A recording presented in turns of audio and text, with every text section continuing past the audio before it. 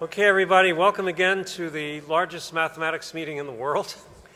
I'm Ken Ribbett, president of the American Math Society, and it's my great honor to introduce this year's Willard Gibbs, J.W. Gibbs lecturer, who is Cynthia Dwork from Harvard University and Microsoft Research. I really have to say that I've known this speaker ever since she was in high school. Someone in the first row just asked me whether or not I remembered Cynthia from Princeton. I did. I do. Cynthia came from Princeton, New Jersey, went to Princeton University, did her graduate work at Cornell University, and has had an extremely distinguished career in computer science, very broad work.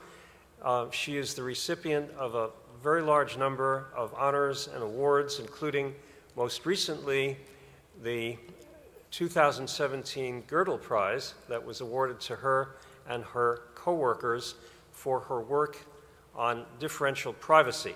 Today's lecture is entitled Privacy in the Land of Plenty.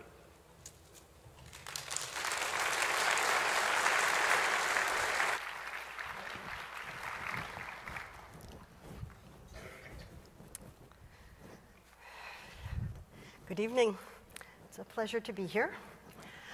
Many of you have heard of differential privacy, and probably many of you here have not, and I'm going to try to thread the needle and tell the ones who haven't met it before something about the motivation for the definition and what it is, and then get on to some more recent results, which should be new to everybody.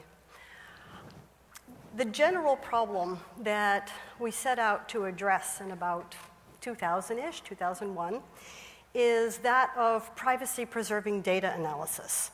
So a typical scenario, and our motivating scenario, was the census, because the census has the data of the people, it's being analyzed for the benefit of the people, and to allocate the people's resources, and there is a legal mandate for privacy. So it seemed like a nice place to start investigating. But there are many other uses. So for example, you might want to examine over-the-counter drug purchases for early warning of an epidemic, or you may wish to analyze loan data in order to look for signs of discrimination or systematic discrimination, while at the same time preserving the privacy of the people who have been applying for loans. In the setting that I've described in this picture, we have an analyst who interacts with a data set by asking questions and getting answers. And so in this particular model, the data are all centralized in one place, and an analyst or multiple analysts will interact with it. But there's another increasingly important scenario. This is a picture of one of my co-authors, Kobi Nissim. And in this scenario, we have a client and a server. And this slide actually was made by Kobi Nissim, and I might want to know how many people in the audience prefer Kobi's slides to my slides. But I'm the person who is actually doing this survey, and you might view this as sensitive information, particularly if you prefer Kobi's slides to my slides. And I'd like you to send me your information, but you might not wish to. So in what's called the local model, which is right now the industry favorite, the idea is to incorporate privacy before anything is collected at the server. And so privacy is sort of rolled in at the client level. And in the jargon of the industry, the trust barrier is pushed out to the client. And industry can then claim that, no, we never received any sensitive information because privacy was already rolled in.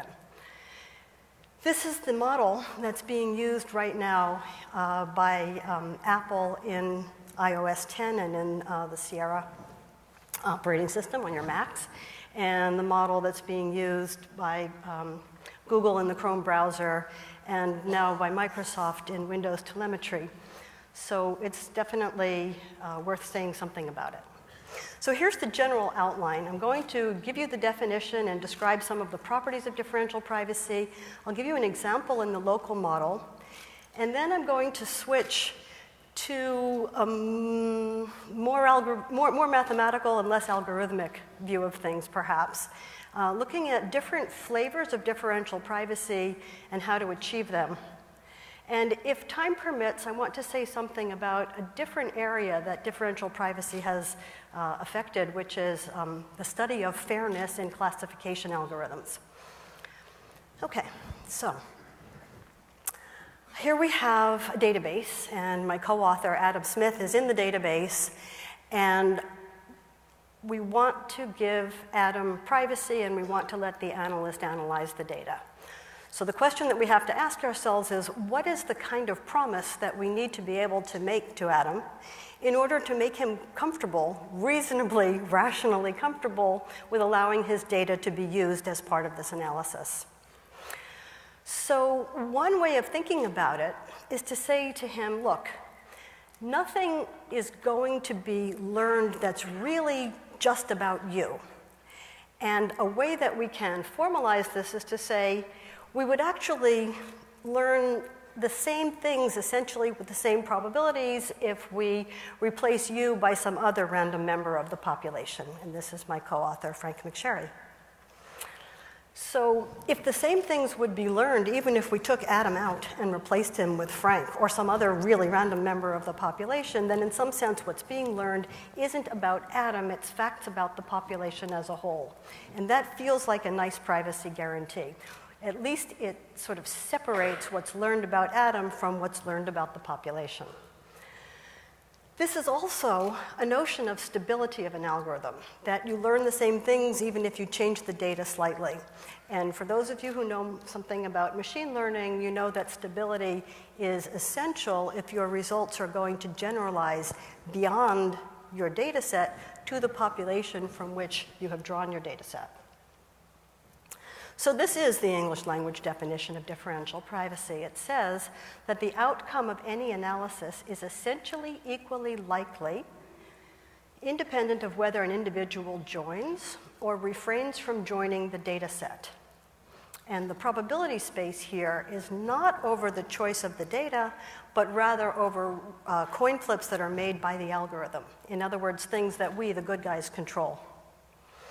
So the same distribution on outputs, more or less, should be observed whether Adam goes away, Frank joins, Adam's replaced by Frank, and other sorts of small changes to the data set. So crucially, again, differential privacy disentangles the teachings from the data set about the population as a whole from things that are learned about a specific individual due to that individual's decision whether or not to participate. So for example, suppose we analyze medical data and we learn that smoking causes cancer. This is exactly what we want to be able to do with a confidential data set. And a smoker might be harmed because, let's say, her insurance premiums might rise as a result of this. But the key point is, if the same thing will be learned whether or not the smoker is part of the data set, she might be harmed by the teachings, but not by participation And since we really can learn more and learn better if we have more data, this guarantee that you won't incur any additional harm by virtue of having participated, we hope will encourage people to allow their data to be used. Now, it's a very, very strong privacy guarantee, and you might wonder whether any kind of data analysis is possible at all. And you've probably heard that there's this conflict between privacy and utility. And just a little glimpse of why something might be possible is back in that observation about stability. That stability not only preserves privacy by the way we've defined it, but it also prevents overfitting. That is, it leads to generalizability. So there is a sense in which privacy and utility are actually aligned, and that's something that we will take advantage of. So here's the formal definition of differential privacy, and in order to understand it, you need to know what is a pair of adjacent data sets. So a pair of adjacent data sets is two data sets that are almost identical, but they differ in the data of just one person. And there are two interpretations of that. Either they are both of size n, and n minus 1 of the records agree, and then they differ on the nth record, or one is of size n and the other is of size n minus 1, and the intersection is of size n minus 1. And there is not an important difference in those definitions, and people tend to use whichever one is convenient for the task at hand. Now, our algorithms are always called M for mechanism, and we say that a mechanism gives epsilon differential privacy, where epsilon is a parameter greater than or equal to 0, if for every pair of adjacent data sets x and y, and every possible output event s, the probability that we observe s when the data set is x is at most e to the epsilon times the probability that we observe s when the data set is this neighboring y. So e to the epsilon is approximately 1 plus epsilon. So you can see that when epsilon is small, these probabilities are getting closer and closer. And in fact, when epsilon is 0, they're equal. And so smaller epsilon is better privacy. And the probability space, again, is over the coins flipped by the algorithm. This is sometimes called the bounded ratio condition, because if we divide through by the probability that m of y is in S, we see that this ratio is bounded by e to the epsilon. And notice that I didn't say which of x and y was larger if we're in that role. So we require this even if the roles of x and y are reversed. This is for all adjacent pairs x, y. And it's a worst case over all adjacent pairs. So what this says is, if a bad event is very unlikely when I'm not in the data set, then it's still unlikely when I am. So for example, if when I'm not in the data set, the analyst doesn't discover my credit card information, which makes a lot of sense because I'm not in the data set, so how would access to the data set help the analyst to find my credit card information? Then if I am in the data set, it won't release my credit card information. Okay. So let's start with a couple of properties of differential privacy that flow from the definition itself, not independent of how you implement it. First of all, differential privacy is immune to all auxiliary information and post-processing. That is to say, you can't destroy the differential privacy guarantee by learning new things from elsewhere in the world or computing for a really long time on the output that you've seen.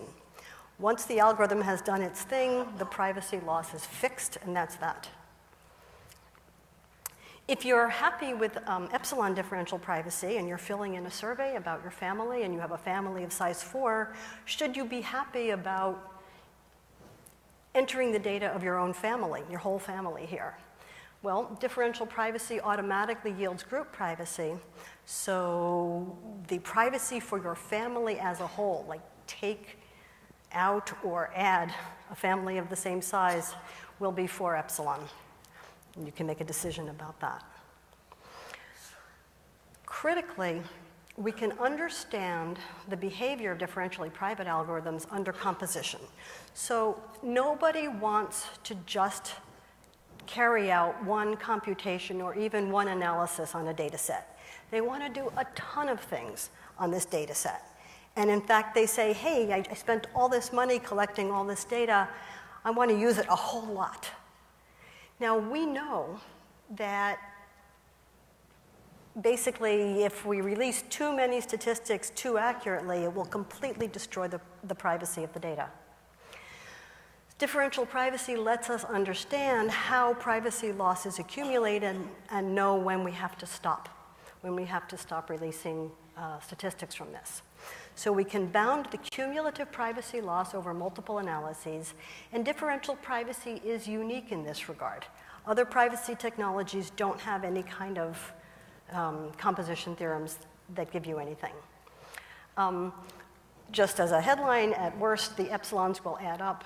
But in fact, privacy loss we will define formally, we'll see that it's a random variable, and we'll be able to do better than just adding up the worst case losses. And finally, these properties combine, especially the first and the third, to show us that differential privacy gives us a programming platform. That is, we can build up differentially private algorithms for complex statistical analyses using just a collection of a few differentially private building blocks. So just as algorithms in general use various subroutines or solutions for smaller algorithmic problems and combine them in creative and intelligent ways to do interesting things, so you can do with differential privacy. So this is where I think we get all of our power. And this is why it's turning out to be so useful.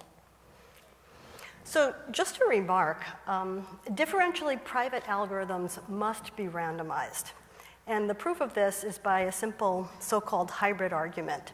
Suppose, for example, that we're estimating the number of ones in a database. And we have databases of size n, and at one extreme we have a database that's filled with zeros. And at the other extreme we have a database that's filled with 1. So when I said the number of, I should have said the fraction of. So the fraction of ones in the database on the left is 0, and the fraction of ones in the database on the right is 1. And we should get answers in those cases that look something like that. Now suppose we were answering deterministically, and we had 2 different answers. Then we look at what happens when we change 1 bit at a time. Eventually we get to a pair of adjacent databases, x and y. On one of them we'll be outputting 0, and on the other one we would be outputting 1. And we would violate that bounded ratio constraint. So we have to have some randomness. Now, let's talk about how we formalize composition.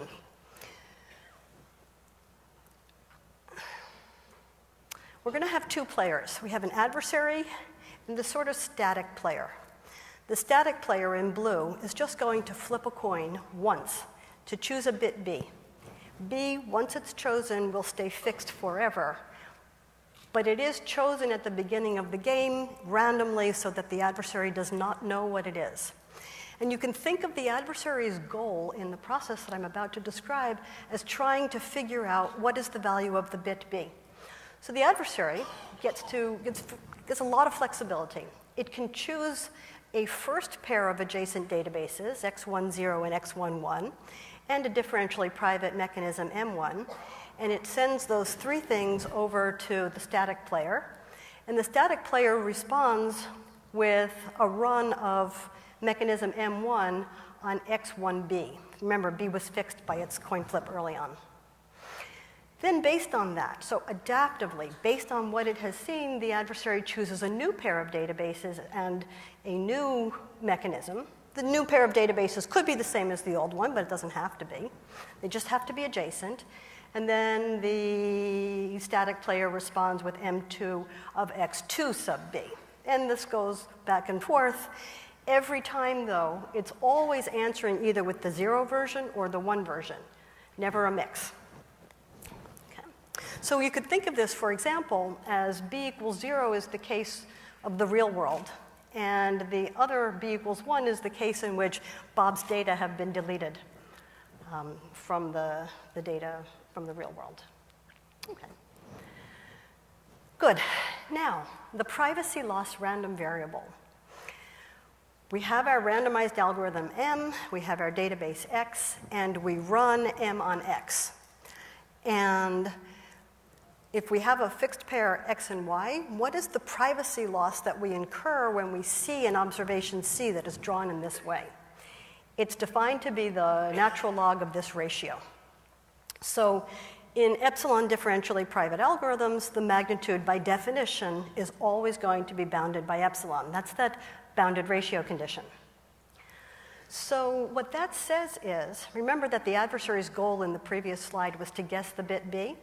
What this says is that differential privacy controls, via Bayes' theorem, the adversary's advantage beyond a half in guessing B. So if epsilon is small, the adversary has little advantage in guessing B, and that was what we want to ensure. And just as a remark for future use, if we have mechanisms that are useful, then sometimes the privacy loss will have to be negative. And we're going to be able to take advantage of that. And if that sounds unreasonable, just remember, things are randomized, and sometimes, if we have a useful mechanism, we have to see an output that's more likely under the alternative universe Y than it is under the reality X. And that's when you end up with a negative privacy loss. And you can take advantage of this in analyzing your cumulative loss. Okay, so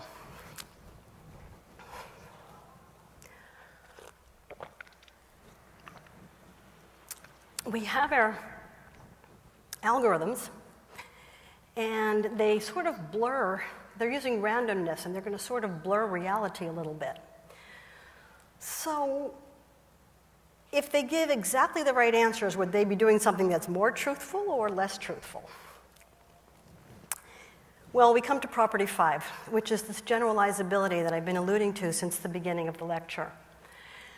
Think about statistics. You have a hypothesis or a query. You have this question in mind, and you want to know this thing about your population. So you go out and you gather sample from the population, and you evaluate your hypothesis on this data set, or you evaluate your query on this data set. So for example, you might want to know what is the fraction of people in the population who are above 6 feet tall. So you gather a large data set, and you see what's the fraction of people in your data set that's over 6 feet tall, and you know that this is going to give you a pretty good estimate for the fraction in the population as a whole. So we have a failure here if somehow the data set is a statistical fluke and it's not representative of the population with respect to this query. In other words, the results that you see on your data set generalize poorly.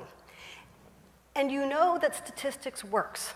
And so what that means is that if we define zeta to be the probability of failure, it's typically very small. So for that counting query, it would be exponentially small in n, the size of your data set.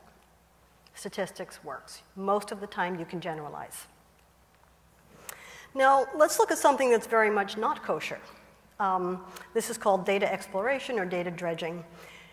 First, you collect your data set and you explore it for a while, and then you decide what's your query or your hypothesis, and you evaluate it. Now here, the failure probability could be arbitrarily high. So for example, suppose for my counting question, instead of asking how many people are over 6 feet tall, I define a predicate Q based on my data set, which is Q of a universe element is 1, if and only if that universe element is in the data set, and otherwise it's 0. So now Q of x, Q of my data set as a whole, which I define to be the expected value of Q on a random member of the data set, now it's going to be 1. And this has nothing to do with the universe as a whole. If the universe is large and I choose a random element of the universe rather than a random element from the data set, the expected value of Q of U would be the size of my data set divided by the universe, which could be tiny. So this, in a nutshell, is what can go wrong in an incredibly silly way if the query is defined based on the data set. What differential privacy does is it says that if you use differential privacy to explore your data set, your probability of failure will stay low. So your failure probability will be bounded by e to the epsilon n times zeta, where zeta was, again, the probability of failure when the query and the data set were independent. And you can also do better in many important cases. And the way we prove this is we first prove it for a single adaptively chosen query, where we use a differentially private algorithm to explore the data, and then we choose a query Q. And then we can apply composition because, as I emphasized, composition was adaptive in the first place. The adversary chose its second pair of databases and its new query based on the answer it got the first time. And it chooses the ith one based on the answers it got in interactions 1 through I minus 1. So one application of this is in using a holdout. I'm sure you've all heard of the idea of a holdout. You take your data set, you split it into a training set and a holdout. And you analyze the training set, and then since you haven't looked at your holdout set yet, you could think of the holdout set as a bunch of fresh samples, and you check to see whether your conclusions hold on the holdout set. Now, if they don't, you're really stuck. And if they do, that's nice, but you can't start over again because the holdout set is no longer fresh. If instead, we learn on the training set, but when we check things against the holdout, we do this via a differentially private mechanism, then future exploration doesn't significantly depend on the holdout set, and the holdout set stays fresh, and you can reuse it.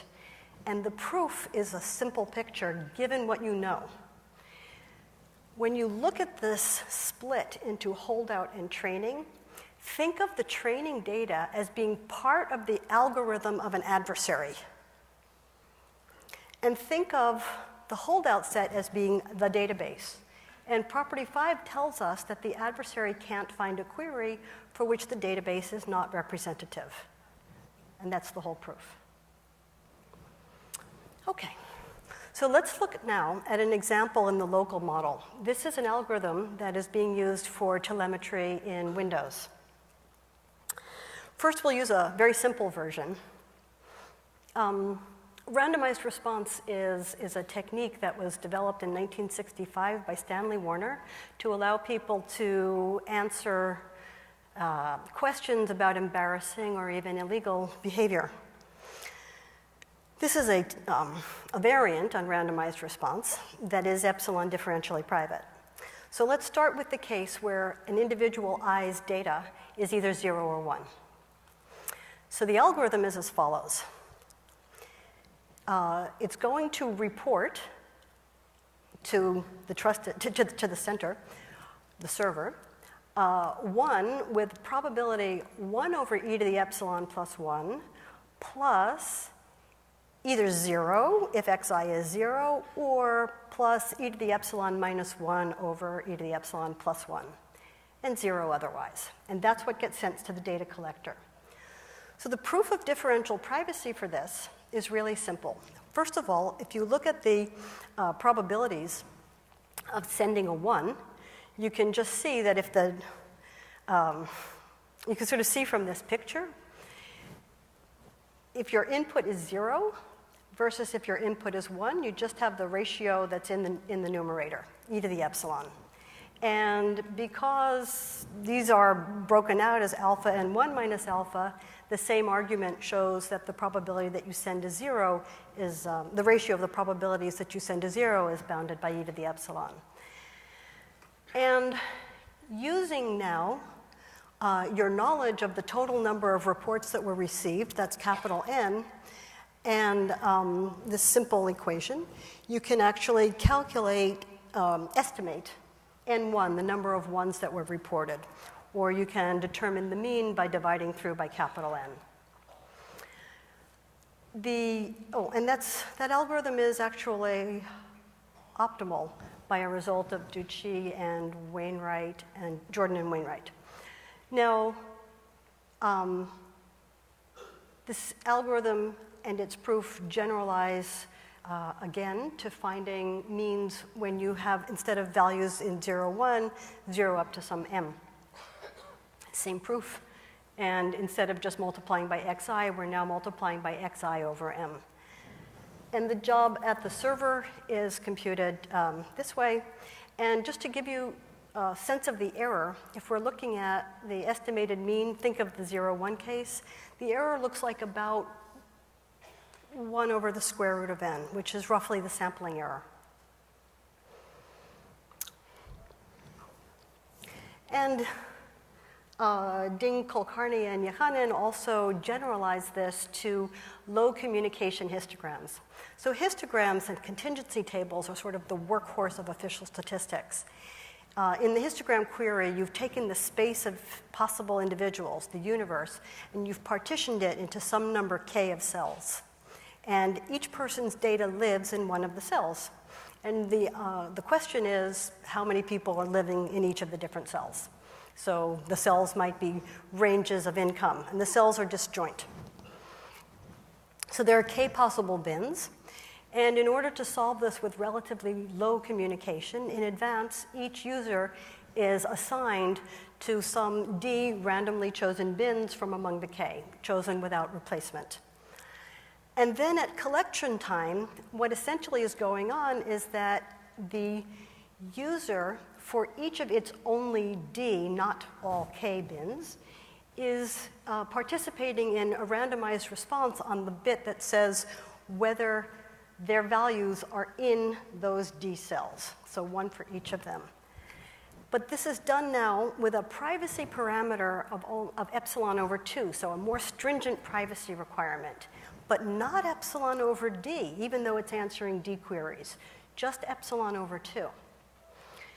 And the server has to scale the results by k over d to accommodate the fact, or to compensate for the fact that each user is only answering on d out of the k cells. And so the question may come up of why epsilon over 2 and why is this enough for d bits?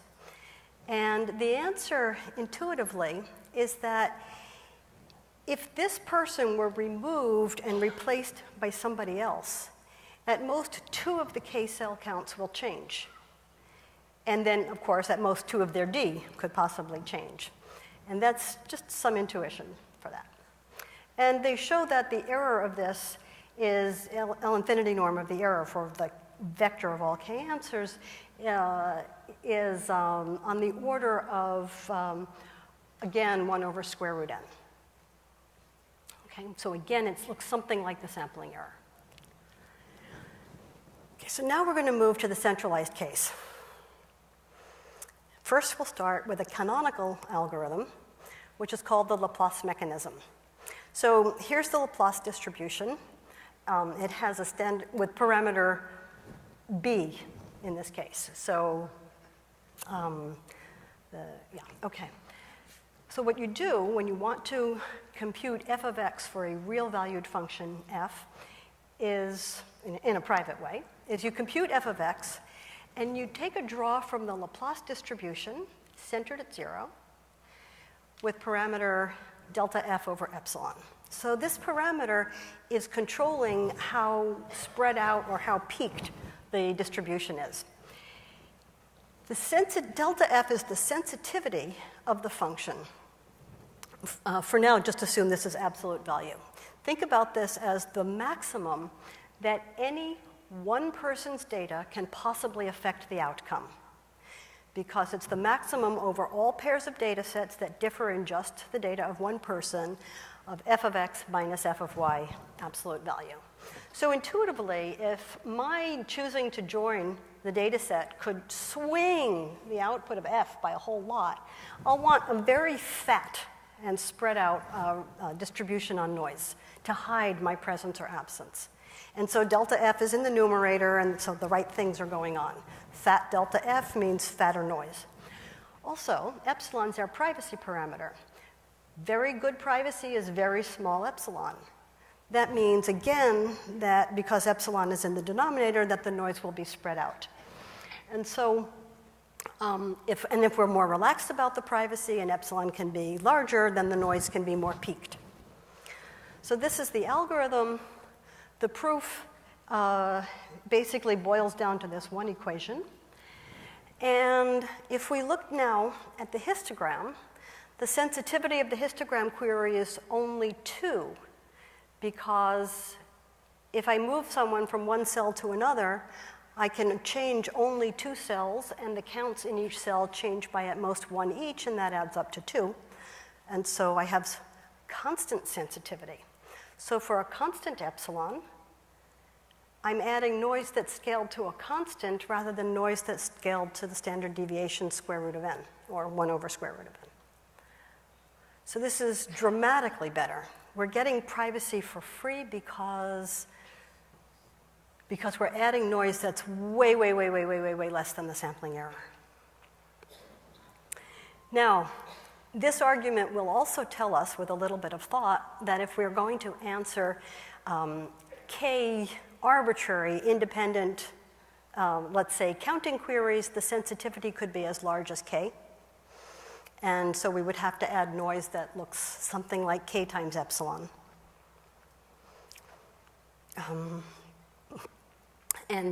Yes, it's more or less what I've said. Okay. Now, let's go back to composition for a moment. This was our composition game. And I want to define a notion of differential privacy which we will only use for about 2 slides, even though it's very, very heavily studied in the literature. So it allows this little escape hatch, this escape clause of delta. Instead of requiring the bounded ratio condition, we allow this additive shift of delta. And the moral interpretation, if not exact, is that with probability 1 minus delta, the privacy loss will be bounded by epsilon. It's not exactly true, but it's very close to true. So there's this probability delta of God knows what, but other than that, everything is going to be controlled. So if we take delta to be very small, cryptographically small, then this is not something that we worry about, and this is a nice, usable relaxation. So here's why I told you about it. Remember that I said that privacy loss is sometimes negative. And what happens is, intuitively, we're adding up the privacy losses of multiple rounds of interaction that we get with composition. And because sometimes privacy loss is negative and sometimes it's positive, there's cancellation. And what we end up with is a statement of the following type. For every delta simultaneously, if we look at the composition of k algorithms, each of which is epsilon differentially private, then the result is k epsilon squared plus square root of k log 1 over delta times epsilon delta differentially private. So the first point here is that the loss looks like square root of k times epsilon rather than k times epsilon, which was our pessimistic bound. That means that instead of scaling our noise to k, for example, if we're looking at arbitrary k queries, we can scale it to more like square root of k, which is much, much better. But there's another way of looking at this, which is, and again, this is in quotes, for every t greater than 0, the probability that we're going to be t standard deviations beyond the expected privacy loss is bounded by e to the minus t squared over 2. In other words, the privacy loss is sub-Gaussian. So the proof of this is basically in 2 steps. First, you show that the expected loss is bounded by 2 epsilon squared, which is nice because our epsilons are less than 1, so this is even smaller. And then, since the magnitude of the loss is always bounded by epsilon, we can get a martingale and we can apply the Azuma-Hüfting bounds, and we get this sub-Gaussian conclusion. So we could take this as our starting point. This kind of sub-Gaussian loss, let's take it as our starting point and say what we want is basically small expected loss, and the probability that will be big is falling really, really fast. And if you do this, you get to what we call concentrated differential privacy that Guy Rothbaum and I propose, and Mark Bunn and Thomas Steinke just improved dramatically. And the key point here is this is optimized for composition. Under composition, we're going to get the same bounds with this that we get with the advanced composition theorem that is much more conservative. Same bounds on privacy loss, much better accuracy. So this is the relaxation. And just as the Laplace mechanism was a canonical algorithm for a canonical method for pure differential privacy, the Gaussian mechanism is going to be the canonical method for concentrated differential privacy. Now, suppose we're adding So the idea is the same. You're going to compute f of x, and you're going to add to it a random draw that's distributed according to a Gaussian. And if you're doing a k-dimensional function, then you'll take independent random draws for each of the k different elements. So if the privacy loss is bounded by epsilon, then by definition that means that this expression is bounded by epsilon. If we take sigma to be delta f over epsilon, what this says is that if our draw has magnitude less than sigma times 1 minus epsilon over 2, our privacy loss will be bounded by epsilon. Now, what happens if we take a draw and we're a little bit farther out on the tails? Do we get that horrible death and destruction that I said we permitted in epsilon delta differential privacy? No. Most likely, our loss is going to be bounded by 2 epsilon. And in fact, the probability that the privacy loss will be larger than t times epsilon is about 1 over t times e to the minus t squared over 2. So the Gaussian mechanism is the right mechanism. And concentrated differential privacy is optimized for accuracy under this high degree of composition. And by the way, for this, the notion of sensitivity gets to be the L2 sensitivity rather than the L1 sensitivity, which recovers those square roots of k's that we had in approximate differential privacy, rather than the k that we had in pure differential privacy. There's another nice thing about concentrated differential privacy. It permits the easy computation of the optimum privacy loss. It turns out that if you're privacy loss is not associative. And so if you have to take a number of steps and you want to be sure to manage your privacy budget or to know how little privacy you can manage to consume, that's difficult. So sharp P is harder, basically, than things in NP, or at least as hard as NP decision problems. In NP decision problems, you're trying to figure out if there is a solution or not, and in sharp P, you're trying to figure out how many. So that's really nice, but there is one unfortunate consequence here. There is a trick of privacy amplification in which we can randomly subsample some elements in the data set and run the algorithm on the subsample.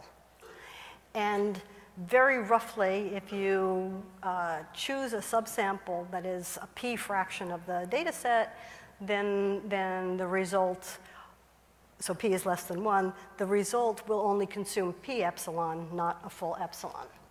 So that's really nice, and it's used in like the state of the art for privacy preserving stochastic gradient descent, which is a very, very important machine learning staple.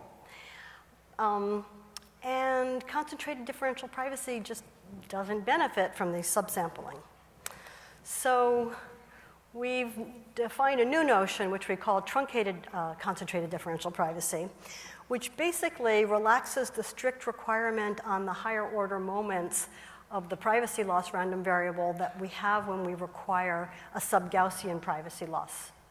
And if you do this just the right way, you'll retain the easy computation of optimum privacy loss, but you'll be able to get privacy amplification through subsampling. So just to give you a sense, in epsilon differential privacy, you have 0 probability of having a privacy loss bigger than epsilon. In epsilon delta, there's some probability of arbitrarily bad things, delta. And this is what, you can think of rho here as the expected privacy loss. This is what happens in concentrated differential privacy. And in this truncated thing, you end up with a bend in the curve. And before, when you're in the likely case, you're in the sub-Gaussian loss range, and then you move to sub-exponential loss. And we have a canonical mechanism for this, too, which involves a distribution on noise that looks like the purple distribution. So it's kind of like a Gaussian with its tails tucked in. And if you do this, you get histograms that have a maximum noise that in expectation looks like log of k rather than log of k, which is what we had before. So, conclusions for part one. Understanding composition is absolutely essential for a tool that's going to be used over and over. And this ability is unique to differential privacy. DP gives us a general solution concept that's robust to the networked world because of these closure properties under post-processing. And there's no competing theory, really, for privacy-preserving data analysis. There's also a very, very rich literature on algorithms and fundamentals, and it draws beautifully on a number of different fields, including statistics and economics, geometry, cryptography, discrepancy theory, and so on. And for your students, there are jobs. The 2020 census will be using differential privacy, which, since it was our motivating scenario when we started this in about 2000, 2001, this is really gratifying. Apple, Google, Microsoft, Uber, Amazon are all using it to one extent or another, and most of them are looking for employees, and there are a lot of startups that are doing it. And differential privacy is also telling us something fundamental about computing with stability and giving us a general technique for validity and adaptive data analysis. So I said that the second part would be time permitting, and I don't really think time permits. So I want to thank you for your attention, and I'll stop here.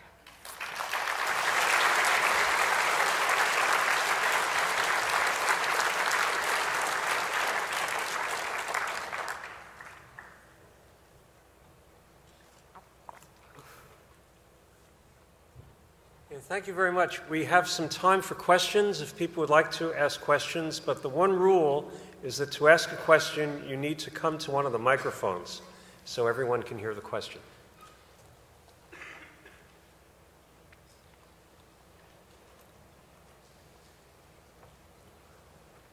Hello, I want to thank you for a great talk. I had no idea what differential privacy was. Now I'm super excited about it.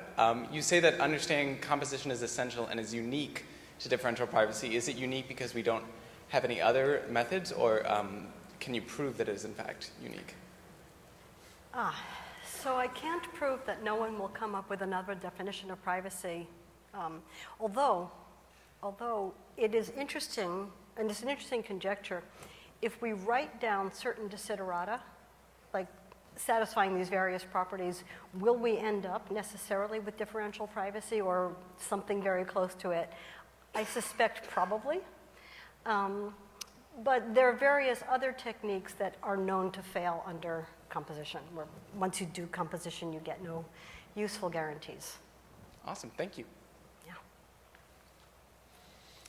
All right, hello? Yeah, can you give us the maybe 2-minute version of part 2? Yes, can. Thank you so much for that question.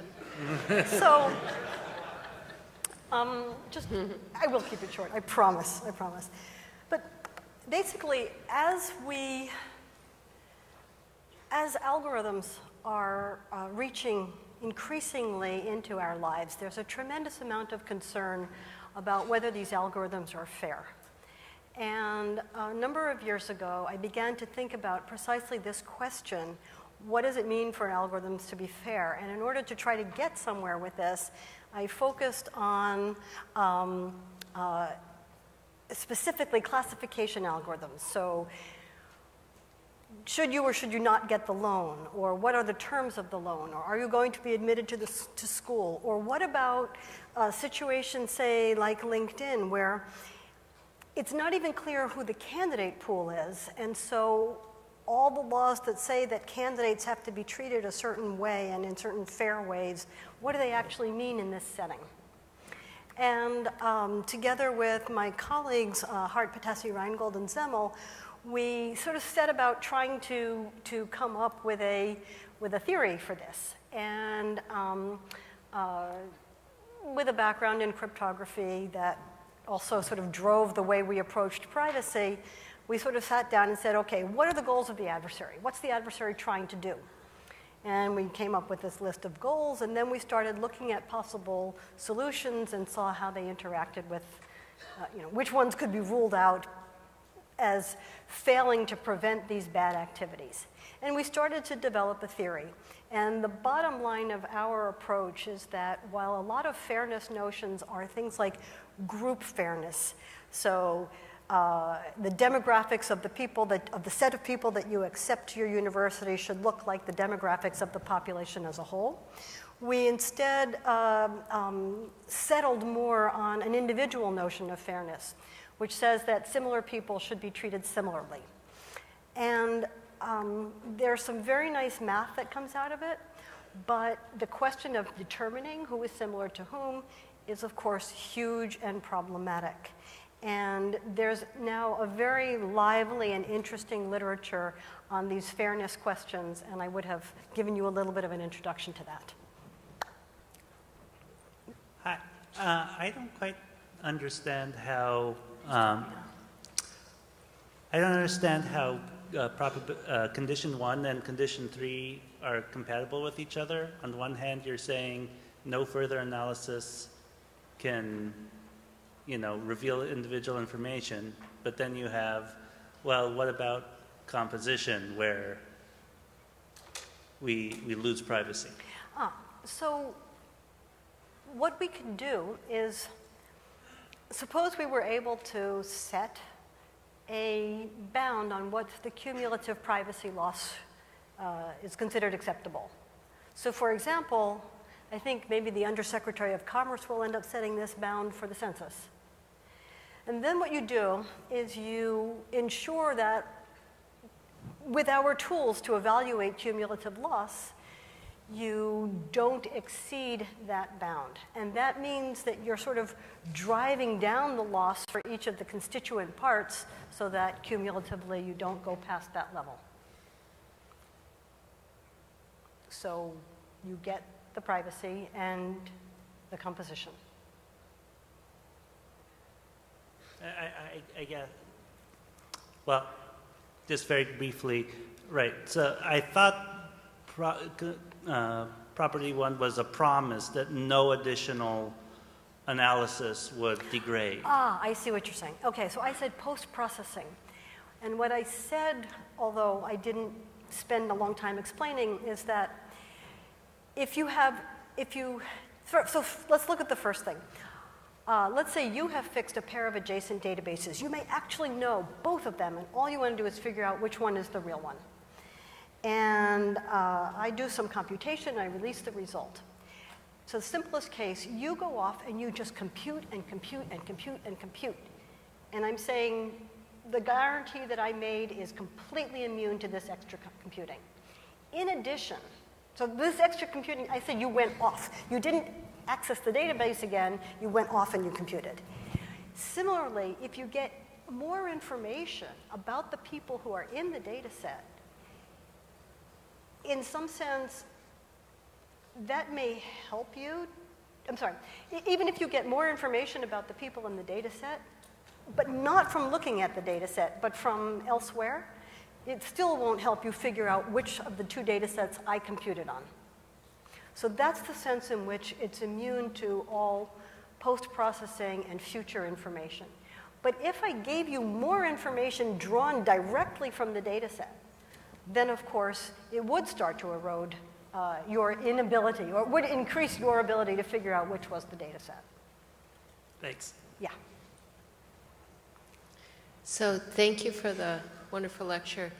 I wanted to ask, there's this interesting duality in some sense between machine learning and crypto, where in machine learning, you're supposing that you can take data sets with a lot of noise and somehow learn from them. You learn the pattern that somehow eliminates the noise. And recent proposals for homomorphic encryption kind of take the opposite assumption, which is that it can be very hard to learn the noise. So there's these kind of lattice problems that basically assume that you can take these noisy sets and you can't learn the noise. And the interesting thing is that there's this kind of natural association between homomorphic encryption and differential privacy, in the sense that in both cases, you're kind of adding noise to data. And so it's kind of inspiring, like, how could these two things be combined? And so experimenting with this, we've noticed that using Gaussian noise, it's actually easier to do this combination than with the Laplacian noise. So I was wondering if you could just summarize. I understand it was probably inherent in what you said in your lecture, but for a layperson, why is it important to use Laplacian noise versus Gaussian noise in differential privacy? Okay. So I can answer your question. There's something you said that I don't understand, so maybe speak to me afterward to enlighten me. But if you use Gaussian noise, you cannot achieve pure differential privacy. You cannot achieve epsilon zero differential privacy because when you get out into the tails, you lose the bounded ratio condition. And being an advocate for concentrated differential privacy, this doesn't bother me particularly, but some people feel, and I understand a bit why, they feel much more comfortable with pure differential privacy than with any of the variants. Certainly it's been studied longer. Well, not quite, but anyway, they feel happier with the pure guarantee. So, but in practice, it could be acceptable in some situations to work with the Gaussian noise. Absolutely. And I had a reference here to a paper by, I don't know, some 6 people at Google, Abadi, Mironov, Talwar, Goodfellow, and I'm sorry, I forgot who it was, maybe Zhang. Anyway, they were getting some very good behavior using essentially concentrated differential privacy and subsampling. They found a way around the subsampling problem. And they felt they had very good results. If you used Laplace noise, it would be much noisier. Maybe I'll suggest that further questions can just be addressed by people coming up. Okay. All right. Thank you very much for a great talk.